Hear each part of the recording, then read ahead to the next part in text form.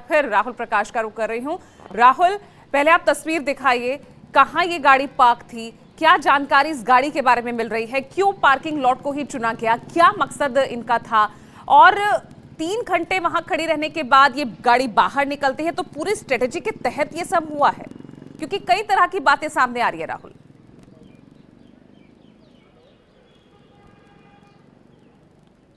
देखिए, जहाँ मैं मौजूद हूँ ये पार्किंग का एग्ज़िट गेट है, एंट्री गेट भी यही है, यहाँ से पार्किंग होती है और यहीं से एग्ज़िट होती है। और कहा जाए कि जो तय समय था, यानी कहा जाए जिस समय का ये जिक्र किया गया 6:52 का जो दिख रहा है टोल गेट पे, वो पर्ची कटाते हुए दिख रहा है। 3 संदिग्ध उसमें बैठे हुए दिख रहे हैं, जिसमें एक जो संदिग्ध अभी सूत्र बता रहे हैं कि उमर हो सकता है, जो जिसका जिक्र फरीदाबाद की गिरफ्तारी में भी हुआ था। तो संभावना है कि उस चीज़ों को जोड़ने की कोशिश की जा रही है, क्योंकि अब तक ये देखा गया है कि जो पार्किंग से गाड़ी निकली थी, उस गाड़ी का सीक्वेंस ये बनता है कि वो यहाँ से, जहाँ मैं खड़ा हूँ, यहाँ से होते हुए पूरे सर्कल का एक राउंड काटते हुए गेट नंबर 1 मेट्रो का जो लाल किला के ठीक सामने है, जहाँ तमाम विजिटर्स रहते हैं, देश दुनिया के लोग इकट्ठे होते हैं, एक हब होता है, वहाँ से निकलती है रेड लाइट से थोड़े से पहले। यानी उस जगह पर वो एक ज़ोरदार धमाका होता है, और धमाका इतना ज़्यादा ज़बरदस्त था, जिसकी इंटेंसिटी कहा जाए कि इतनी ज़्यादा थी कि जो आसपास के लोग थे वहाँ भगदड़ जैसा माहौल बन गया था। उसके बाद जब फॉरेंसिक टीमें या तमाम जांच एजेंसियाँ वहाँ पहुँची, तो उस गाड़ी के और आसपास के जो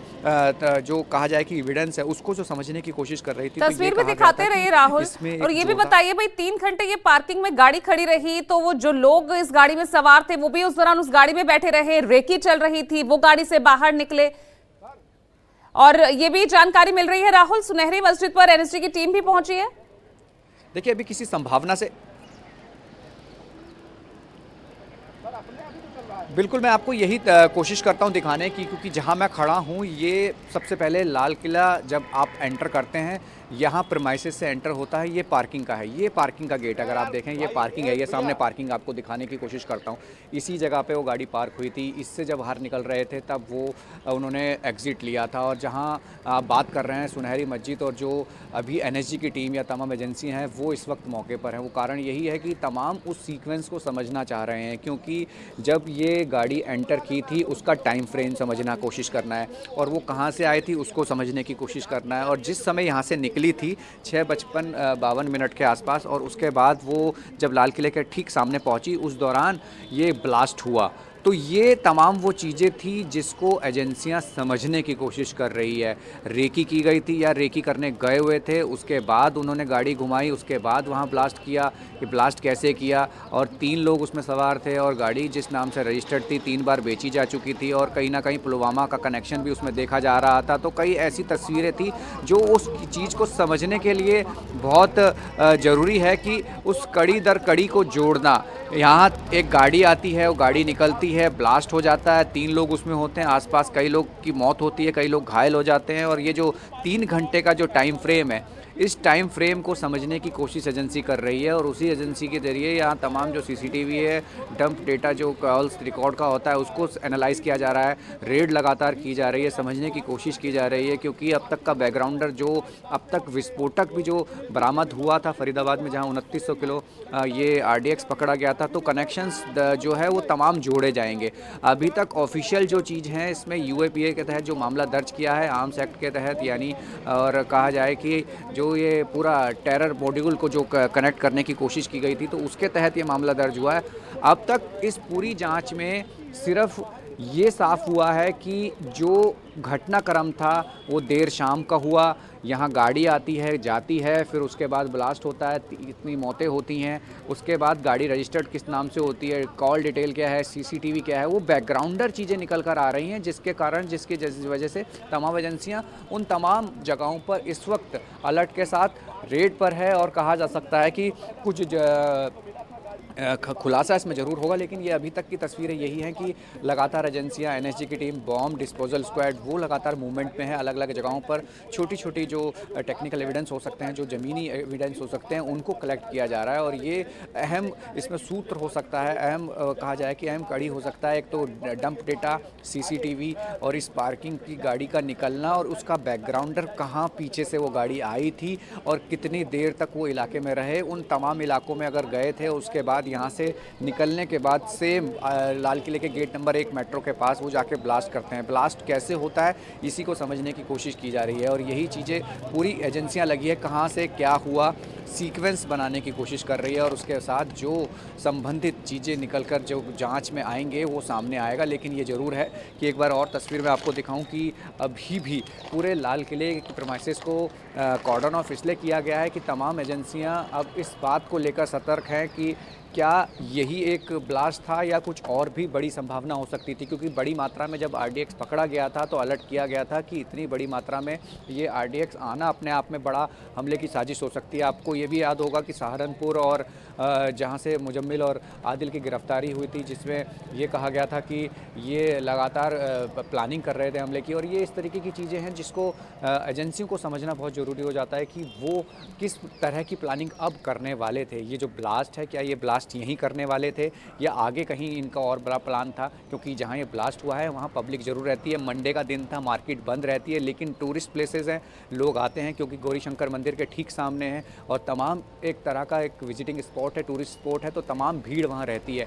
लेकिन ये जो तय समय था 6:52 पर जब यह निकली और जहाँ ये ब्लास्ट हुआ वो क्या इस तरीके से किया गया था कि ये यहाँ किया जाना था या कुछ और था। ये भी कहा गया था कि ज़मीन में गड्ढा नहीं हुआ है, गाड़ी में ब्लास्ट हुआ है, आरडीएक्स की स्मेल नहीं है, कई चीज़ें ऐसी हैं जिसको अभी बारीकी से जांचा जा रहा है। कहना इसमें भी जल्दबाजी ये हो सकता है कि अभी कोई कंक्लूजन नहीं निकला है, लेकिन ये शुरुआती जांच के वो प्राइमरी जांच में जो चीज़ें सामने आती है ये ऐसी संभावना है, क्योंकि जो संभावनाओं के आधार पर बातें हो रही हैं उसमें यही दिखाया जा रहा है, यही बताया जा रहा है कि इस चीज़ जो गाड़ी में ब्लास्ट हुआ है, इस गाड़ी का कनेक्शन, इस लोगों का कनेक्शन, जो आरडीएक्स पकड़े गए उसका कनेक्शन, जो अलग अलग call details, dump data, CCTV footage, ये तमाम जो एनालाइज़ किया जा रहा है उसमें कनेक्शन को देखा जा रहा है। तो फिलहाल ये कह सकते हैं कि अभी एजेंसियाँ लगातार उस मूवमेंट में हैं, उस जाँच में हैं और कहा जाए कि अलग तरीके से इस पूरे घटनाक्रम को समझने की, इस ब्लास्ट को समझने की कोशिश कर रहे हैं और उससे जुड़े लोगों की कोशिश कर रहे हैं समझने की। तो अभी फ़िलहाल ये कह सकते हैं कि पार्किंग के बाहर टीम मौजूद है, एनएसजी की टीम है, एनआईए की टीम है और कहा जाए कि बॉम्ब डिस्पोजल स्क्वाड की टीम है। जहां स्पॉट है वहां पर तमाम टीम है, बड़े बड़े पर्दे ब्लैकआउट कर दिया है, वहां उसको पूरा सराउंडेड कॉर्डन ऑफ किया गया है। इसीलिए किया गया है कि बारीकी से जाँच टीम हो रही है। टेक्निकल टीम जो एनएसजी के जो इक्विपमेंट्स होते हैं उसका इस्तेमाल करके जो कहा जाता है कि सबूत जुटाए जाते हैं वो समझने की बारीकी से कोशिश की जा रही है। तो फिलहाल कह सकते हैं कि अभी एक लंबा वक्त जरूर लगेगा, लेकिन तमाम टीमें इसमें लगी हैं। जी, लंबा वक्त लग सकता है, लेकिन बहुत बारीकी से यहाँ पर जांच की जा रही है कि जिस तरह की हाई इंटेंसिटी का ये ब्लास्ट रहा है, क्या इसके पीछे मकसद है, कनेक्शंस इसके कई सामने आ रहे हैं। दीपक दुबे भी हमारे साथ एलएनजेपी से जुड़े हुए हैं। दीपक, जो तमाम लोग इस ब्लास्ट में जो घायल हुए हैं, जो मृतक है, कहाँ कहाँ के रहने वाले वो बताए जा रहे हैं और क्या सभी की शिनाख्त हो चुकी है मृतकों की?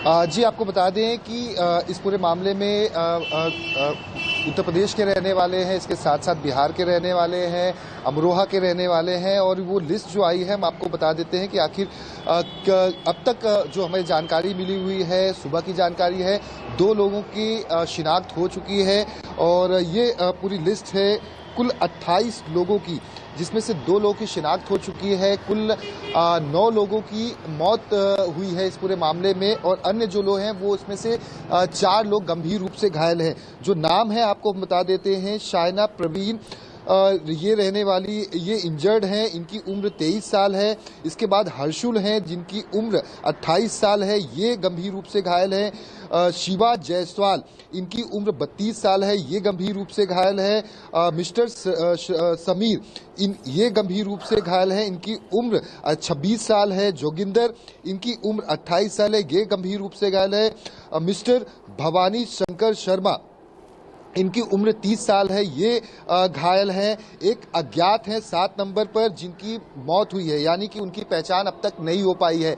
अब तक कुल आपको बता दें कि 8 ऐसे लोग हैं जिनकी मौत हुई है, जिनमें से 7 लोग अज्ञात थे, जिसमें से एक और अन्य की पहचान हो पाई है।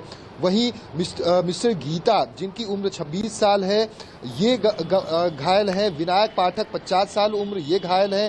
पप्पू 53 साल, ये घायल है। मिस्टर विनोद, ये घायल है, इनकी उम्र 21 साल है। शिवा झा, एक अननोन है। अमन, ये अननोन, इनका नाम आगे अज्ञात लिखा गया है। इनकी उम्र 26 साल है। मोहम्मद शाहनवाज, इनकी उम्र 35 साल है। अंकुश शर्मा, इनकी उम्र 28 साल है। ये इनकी मौत हुई है और एक अज्ञात हैं, उनकी मौत हुई है। तो ये कुल मिलाकर 28 लोग हैं। 28 लोगों में से 9 लोगों की मौत हुई थी। अब तक 2 अज्ञात जो हैं उनकी पहचान हो पाई है। अब जो अज्ञात हैं उनके लिए उनकी पहचान के लिए डीएनए सैंपल टेस्ट किया जाएगा, डीएनए सैंपल लिया जाएगा, जिससे कि उनके परिजनों को उनका जो शव है छत विचेत अवस्था में वो पहुंचाया जा सके। अब ऐसे में सुबह से एक बार फिर से तमाम टीमें हाई अलर्ट मोड में होगी। रात भर लगातार जांच की गई है, क्या कुछ एक्सप्लोजिव के कुछ वहां से नमूने बरामद हुए हैं और किस तरह का ये हाई इंटेंसिटी। चलिए ठीक है, आप तीनों लगातार बने रहिएगा। राहुल प्रकाश, दीपक दुबे, पवन मिश्रा, आपके पास मैं वापस लौटूंगी, लेकिन